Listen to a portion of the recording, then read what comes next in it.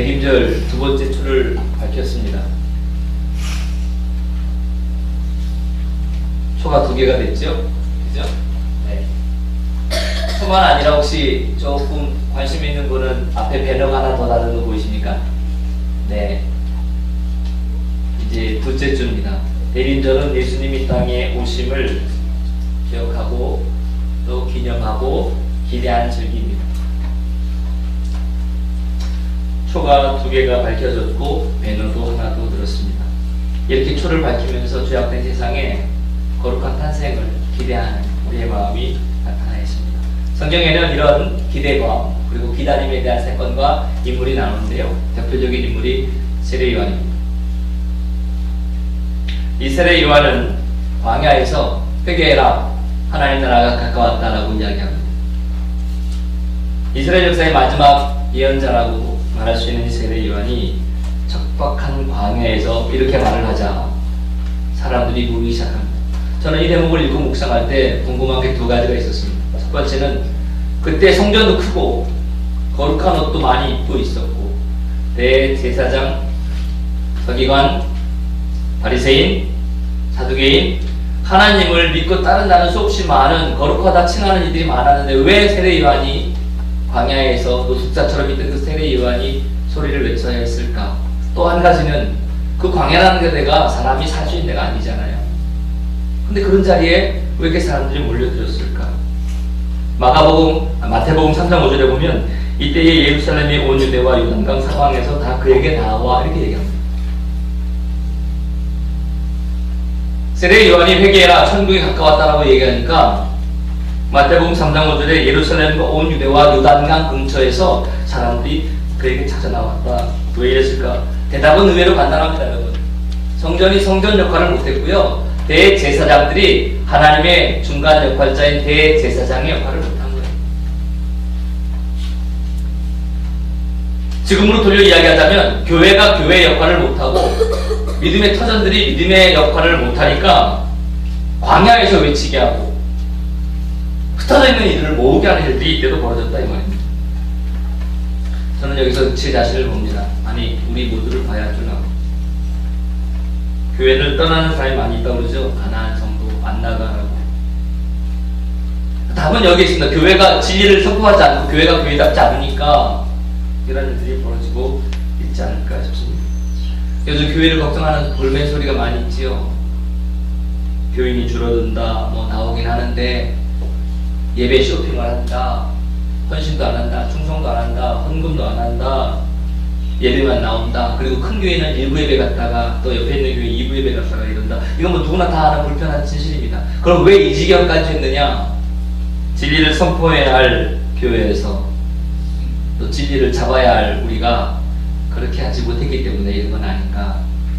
말 그대로 대림은 주님이 이 땅에 오심을 기대하고 기념하는 기다리는 절기입니다. 어떤 게 정말 올바른 기다림일까요? 누군가 좋아하는 사람을 기다려봤던 여러분의 마음이 있다면 아실 겁니다. 우리가 예수님을 어떻게 기다려야 하겠습니까? 우리가 예수 그리스도를 어떻게 기다려야 할까요? 비단 이게 기성세대의 우리들만의 문제는 아니지 않습니까? 우리가 소위 우리 이화교회가 목표로 붙잡고 있는 다음 세대를 세우고 살리자라고 하는 이 다음 세대를 향한 그 마음도 어찌 보면 하나님께서 그래서 주신 것이 아닌가 이런 생각이 들어요. 권중관 박사님이 이런 얘기 하셨습니다. 들어보시겠습니까? 오늘 이 시대의 아이들은 광야를 떠도는 불쌍한 방랑자들과 같습니다. 학교, 집, 학원, 학교, 집, 학원이라는 삼각줄을 끊임없이 떠도는 방랑자입니다. 그 아이들이 4명 중에 하나는 자살을 생각하고 3명 중에 2는 심각한 우울증에 시달리고 있습니다. 그런데 진짜 심각한 문제는 우리의 다음 세대인 청소년들이 그들의 삶이 하나님의 선물이며 축복으로 진지하게 받아들일 공간이 대한민국 어디에도 없다는 사실입니다. 적어도 우리 교회는, 아니 우리 이화교회만이 아니라 적어도 이 땅에 있는 교회는 그런 다음 세대들이 삶이 하나님의 축복이구나, 삶이 하나님이 내게 바라고 원하는 게 있구나 라는 것들을 알려줘야 되지 않을까요? 예수님이 이 땅에 육신을 입고 오셨습니다. 거룩하신 그분이, 하나님이신 그분이 그것 다 내려놓고 이 땅으로 내려오셨단 말이에요. 하나의 미랄 되기 위해서. 미랄은 썩어지는 거죠. 죽어지는 거죠. 십자가의 죽음이 없이 어떻게 부활의 영광이 있으며 썩어짐이 없이 어찌 새 생명의 잉태됨이 있겠습니까? 우리 이와는 적어도 그렇다고 생각이 듭니다. 하나님께서 여러분과 저를 이와에 부르셨습니다. 누리라고 부르셨을까요? 어쩔거리라고 부르다. 누릴 거 되게 우리 정말 누릴 거 너무 많습니다. 여러분 그거 아십니까? 이 이와의 울타리가요. 뭐 다른 학교들, 저도 아이가 고등학생이 있지만 다른 학교들 가보면 우리 이와보다 훨씬 더 좋은 건물 많이 갖고 있습니다. 그리고 조금 신경이 아주 조금이에요. 많이는 아니고 아주 조금 신경이 쓰긴 하지만 우리보다 훨씬 더 대학 진학률이 높은 학교들도 있습니다. 그러나 우리 이와가 가지고 있는 이 믿음의 역사는 돈으로 살 수가 없습니다. 이 돈으로 살 수 없는 역사를 우리가 갖고 있단 말이에요. 더 나아가서 이 이와의 100년을 즈음해서 청소년들을 선교하려고 하나님께서 허락하셔서 그때 믿음의 선배들을 통해 세운 우리 이와 교회는 그 어떤 것으로 대처할 수가 없습니다. 그 자리에 여러분을 부르신 겁니다. 할렐루야. 아멘. 아멘. 누리는 것도 많고 베푸는 것도 많지만 우리가 그런 영적인 자존감과 자부심이 분명히 있어야 할 줄로 압니다. 만약에 우리 유초등부 아이들이 엄마 아빠가 혹은 이런저런 이유로 컸다고 해서 신앙의 줄을 놓게 된다면 그만큼 안타까운 일이 어디 있습니까? 많은 교회들마다 아쉬움과 안타까움이 그 얘기입니다. 믿음의 때가 이어지지 않는다는 거예요. 우리 교회가 먼저 믿음의 때를 이어가고 우리 이와 공동체가 믿음의 때를 이어가서 지금 우리가 누리고 있는 것이 다가 아니라 우리 다음 세대가 훨씬 더 좋은 것들을, 믿음의 좋은 것들을 누릴 수 있도록 하는 게 하나님이 우리에게 원하는 것 아니겠습니까? 그러려면 교회는 교회 나와야 하고 믿음의 터전은 믿음의 터전 나와야 하며 믿음의 가정은 믿음의 가정 나와야 하고 성도는 성도 나와야 합니다. 아멘입니까? 아멘. 여러분 성도는 성도 나와야 합니다. 성도인 척하는 거 아닙니다. 정말 성도는 성도 나와야지 성도인 척하면 안 됩니다. 성경책 갖고 다니면서 성도인 척하면 안 됩니다. 이 성경의 말씀이 나를 움직이는 게 성도입니다. 이 하나님의 말씀 때문에 내 가슴이 끔찍끔찍한 게 성도입니다. 이 말씀 때문에 내가 하고 싶은 걸 멈추고 이 말씀 때문에 내가 하기 싫은 걸 하고 이 말씀 때문에 움직이는 게 이게 성도입니다. 찬송가 중에 혹시 이런 찬송 아십니까? 믿음이 이기네 믿음이 이기네 주 예수를 믿음이 그 다음 가사가 뭔지 아세요? 온 세상이 이기네. 우리는 자꾸 지식으로 이기려고 하고 있고 우리는 자꾸 우리의 곁에 있는 무언가로 이기려고 하고 있는데 성경은 뭐라고 말하고 있냐면 믿음이 온 세상을 이긴다는 거예요. 당장은 지는 것 같아도 믿음으로 싸울 때에 앞으로가 이기는 거지요. 당장을 이기려고 믿음이 아닌 걸 붙잡았다가 더 큰 낭패를 경하는 게 얼마나 많은지 모릅니다. 저는 요사이 작금의 사태를 보면서 정말 한낱 인간의 수들이 보입니다. 어느 한 공동체의 그 얕은 수들이 보입니다. 부족한 제 눈에도 보이니 전문가들 눈에는 오직 그 수가 잘 보일까요? 여러분도 보고 있는 그 수들, 얕은 수, 야 정말 아우 진짜 죄송합니다. 근데 하나님 앞에서 그 얕은 수가 통하지 않습니다. 아니 하나님의 일은 그 얕은 수를 하는 게 아니라 일품으로 하는 겁니다. 그 믿음이 뭔지 아십니까? 내가 그리스도와 함께 십자가에 못 박혔나니 내가 못 박혔나니 이제는 그런즉 내가 사는 것 아니고 내 안에 그리스도가 사는 것 이게 믿음입니다. 이게 내가 육체 가운데 사는 것은 나를 사랑하사 나를 위하여 자기 자신을 버리신 하나님의 아들을 믿는 믿음 안에서 할렐루야.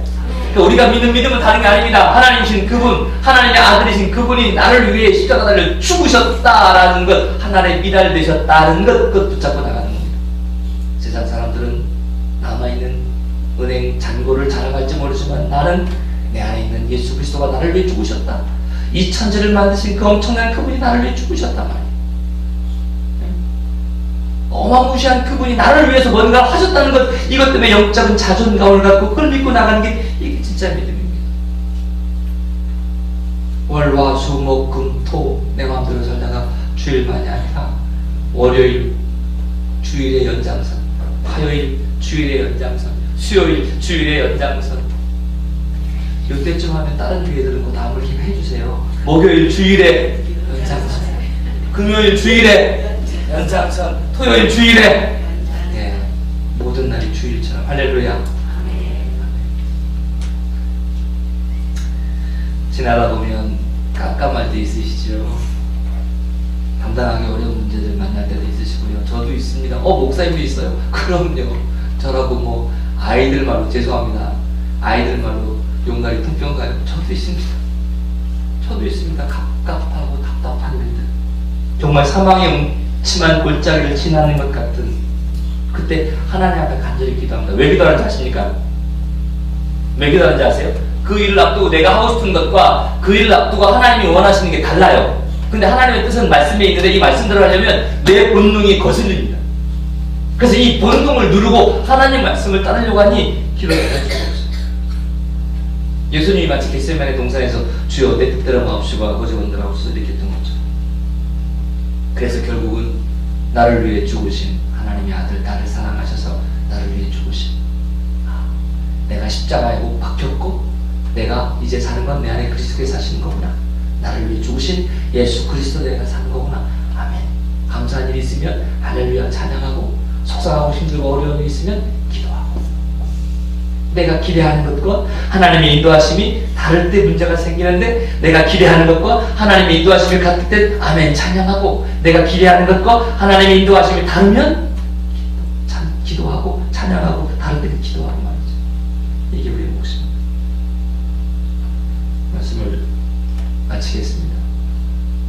목사가 되어 목회하다 보면 빠지기 쉬운, 범하기 쉬운 우가 있습니다. 그게 뭐냐면 내 마음대로 하는 겁니다. 어느 목사님이 내 마음대로 할 거야, 나는 목회는 내 마음대로 할 거야, 교회는 내 거야 라고 하는 사람은 답도 없습니다. 아주 아름답게 치장하죠. 하나님의 뜻이라고 아주 멋들어지게 이야기하죠. 주께서 시키셨다고. 그런데 주께서 시키셨다고 주님이 원하는 뜻이라고 하면서 내 마음대로 하는 경우가 얼마나 종종 있는지 모릅니다. 제 자신을 봐도 그렇습니다. 다른 분들은 잘 하시겠지만 제 자신을 보니까 그렇습니다. 막 내 마음대로 내 뜻대로 하고 싶은 생각이 막 울컥울컥 듭니다. 그때 갈라디아 2장 20절을 읽습니다. 내가 십자가에 못 박혔나니 그런즉 이제는 내가 사는 것 아니요 내 안에 그리스도께서 사시는 것이라. 교회의 리더들이시죠. 새로운 회장도 뽑히셨습니다. 이제 속장들도 나타나실 거고, 집사님들, 권사님들, 교회 리더들, 여러분 앞에서 하나님의 일을 하다 보면 내 열심히 혹은 내 뭔가가 이루어지는 일들을 볼 때 빠지기 쉬운 우가 바로 그 부분에 있습니다. 내가 열심히 하는 게 내 의가 될 수 있습니다. 내가 열심히 하려는 게 내 뜻대로 안 되는 게 이 하나님이냐 착각할 수 있습니다. 이거 조심해야 합니다. 분명히 우리 혼자는 빛을 낼 수가 없습니다. 하지만 내 안에 그리스도 십자가로 빛을 낼 수가 있습니다. 성탄의 절기를 앞두고 무엇이 진정한 기다림일까를 생각해 봤습니다. 이 땅에 구세주로 오신 예수님, 하늘의 미랄이 되어 이 땅에 썩어지러 오신 예수님, 죽어야 다시 사는 진리를 알려주러 오신 그 예수님, 그 예수님이 저와 여러분의 그리스도 아니십니까?